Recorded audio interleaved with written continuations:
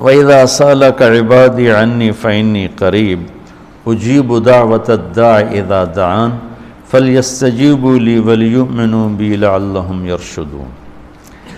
یہ آیت بڑی زبردست ہے اللہ کی رحمت کو بتانے کے لیے۔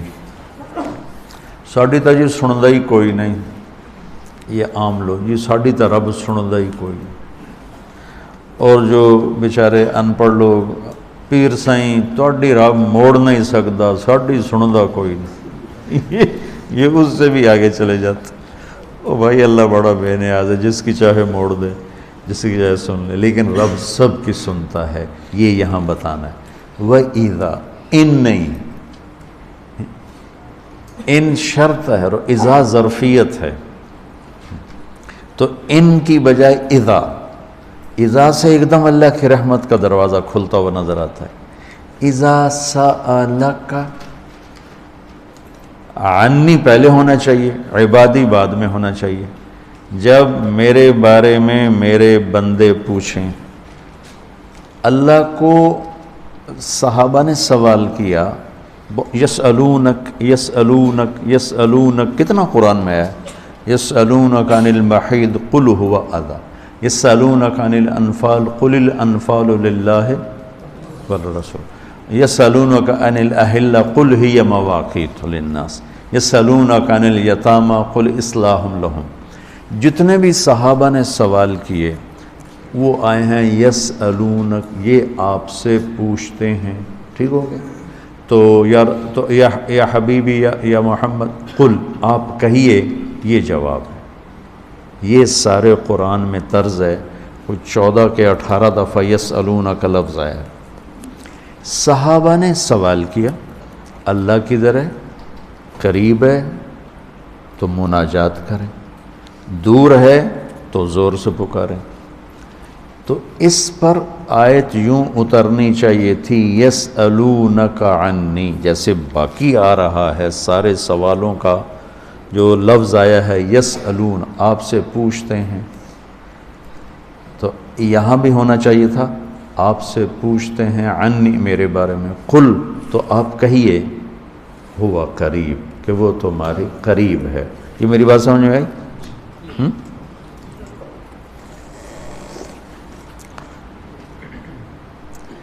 یہاں اللہ تعالیٰ نے وَإِذَا سَأَلَكَ، یسألون کا مطلب ہے کہ ابھی یہ جواب ہے، بعد میں بدل سکتا ہے۔ یسألونک عن کذا قل ہوا، تو یسألونک اور قل ہوا میں حتمی نہیں ہے، ابھی یہ بات ہے، کل کو بدل بھی سکتی ہے۔ اذا کا مطلب ہے کہ یہ ابدی جواب ہے، یہ جواب قابل تبدیل نہیں ہے، یہ آگے جو جواب آئے گا وہ ہمیشہ کے لیے ہے۔ اب سنو، وَإِذَا سَأَلَكَ عبادی عنی، اپنے آپ کو بعد میں ذکر کیا اور اپنے بندوں کو پہلے ذکر کیا۔ اذا سألک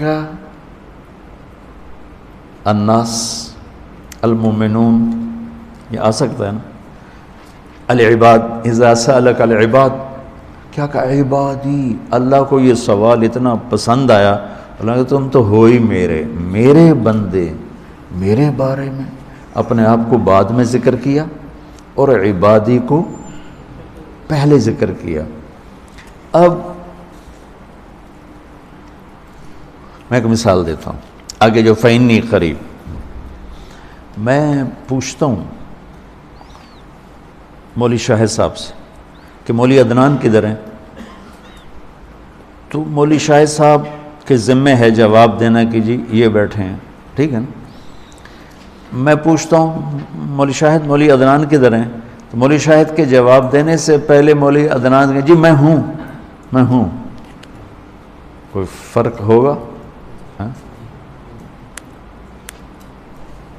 مجھے سمجھ میں نہیں آ رہا، شیخ رمزی واضح کرے تو کرے، مجھے سمجھ میں نہیں آ رہا کہ میں اس کو واضح کیسے کروں کہ اللہ کے نبی سے صحابہ پوچھ رہے ہیں رب کے بارے میں بتائیں، تو اللہ تعالیٰ اس کو یوں لا کر کہتا ہے کہ یہ آپ سے میرے بارے میں پوچھیں تو میرے نبی آپ ہٹ جائیں، میں جواب دیتا ہوں، میں ہوں، تمہارے ساتھ ہوں، تمہارے پاس ہوں،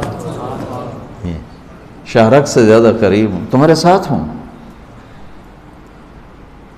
تو کیسے کہتے ہو کہ میں تمہاری سنتا نہیں؟ اجیب دعوتاً، دعوت الدع، دعا الدع بار بار پکارنا، اور دعوتاً ایک دفعہ پکارنا۔ اللہ اس آیت میں کہہ رہا ہے کہ جو زندگی میں جس نے مجھے کبھی ایک دفعہ بھی پکارا ہو، میں اس کی دعا پر بھی لبیک کہتا ہوں۔ یہ نہیں کہ میں نہیں میں سنتا ہوں، تم سنانے والے بنو۔ ہم تو مائل بکرم ہیں، کوئی سائل ہی نہیں، راہ دکھلائیں کسے راہ رو منزل ہی نہیں۔ کوئی مانگنے والے تو بنو۔ اور میں قربان جاؤں، اس نے مانگنے کے لیے تقوی نہیں مانگا، کتنی عجیب بات۔ اللہ کو پتہ ہے ہر آدمی تو تقوی والا نہیں ہو سکتا، نہیں، اور ہر آدمی علامہ بھی نہیں ہو سکتا، تہجد گزار بھی نہیں ہو سکتا، نمازی بھی نہیں ہو سکتا۔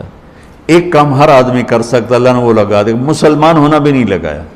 مسلمان ہونا بھی، ہندوؤں کو کوئی اور رب دے گا، ان کو تو اللہ ہی دے گا۔ تو میں قربان جاؤں، کہتا امن یجیب المضطر اذا دعاہ، بس مجھے آنسو بہا کے دکھا دے، پھر تو ہندو ہے، سکھ ہے، مسلم ہے، عیسائی ہے، آ جاؤں گا، میں آ جاؤں گا۔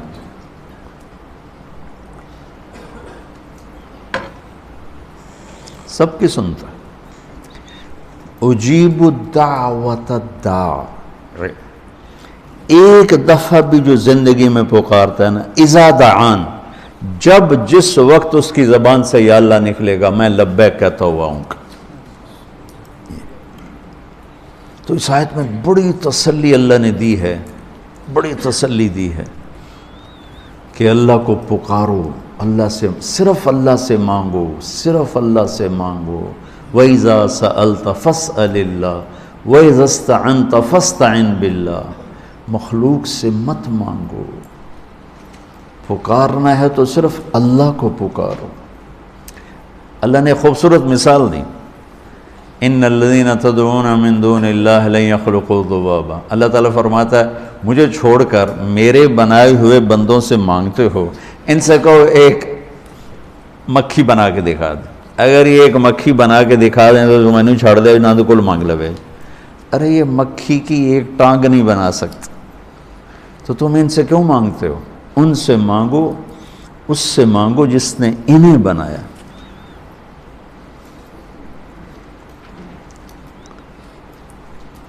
تو اس آیت میں اللہ نے بڑی تسلی دی ہے کہ تم مانگنے والے رو دھو کے میرے سامنے رونا سیکھ لو، کر دوں گا، مضطر بن کے دکھا دو۔ جیسے ہمارے ہاں دعائیں مانگی جاتی ہیں، ہاتھ ادھر ہوتے ہیں اور گا گا کے ربنا آتنا، یہ دعا ہے؟ یہ تو دعا کا مذاق ہے، اس کو دعا کہتے ہیں۔ اور پیچھے نمازیوں کو کوئی ہوش نہیں ہوتا کہ مولوی صاحب کیا دعا مانگ رہے ہیں۔ دعا تو ایک پکار، ایک فریاد ہے، عرش کو ہلا دے اگر کوئی تڑپ کے اللہ کو دکھا دے تو۔ اس کے بعد ایک بڑی خوبصورت بات آئی ہے، وہ بتانا چاہتا ہوں۔ احل لکم لیلۃ الصیام الرفث الی نسائکم ہن لباس لکم وانتم لباس لہن، بس یہ بتانا اتنی بڑی خیر کا ہے، اتنی بڑی سبحان اللہ،